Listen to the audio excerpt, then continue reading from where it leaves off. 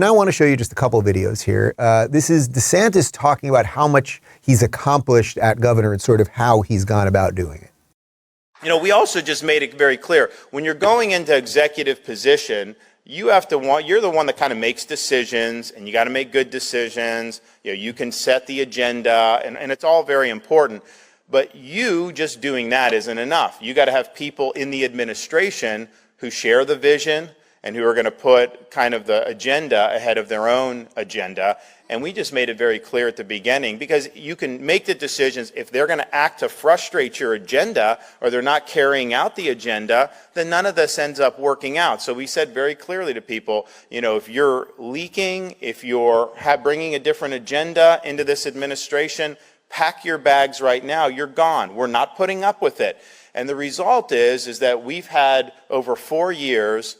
We don't leak to the media. There's no palace intrigue, very little, there's no drama about anything like behind the scenes. All it is just daily execution of the mission. And that's the reason why we've been able to get so much stuff done. We don't get diverted with all the nonsense that's out there. So we set that down on day one. Interestingly, what's happening with the Trump-DeSantis situation is that Trump has really shifted. You know, a couple weeks ago, he was constantly calling DeSantis a globalist and a rhino, and he just knows it's not true. It's just meaningless. Like if DeSantis is a globalist and a rhino, then is anyone, Don, like if you're watching this, Don, is anyone besides you not a globalist and a rhino? If everyone that you argue with is a globalist and a rhino and a buffoon and a moron, okay, fine. So it's just meaningless stuff. This is a guy that he endorsed twice, that he lives in his state and all that, but he's shifted from saying all of that kind of stuff and basically saying he's cheating on his wife and like all the over-the-top stuff.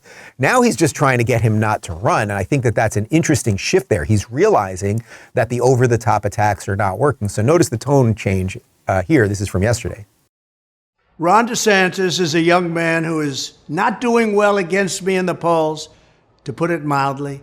I believe that if he decides to run for president, which will only hurt and somewhat divide the Republican Party, which we don't need, he will lose the cherished and massive MAGA vote and never be able to successfully run for office again. I believe that.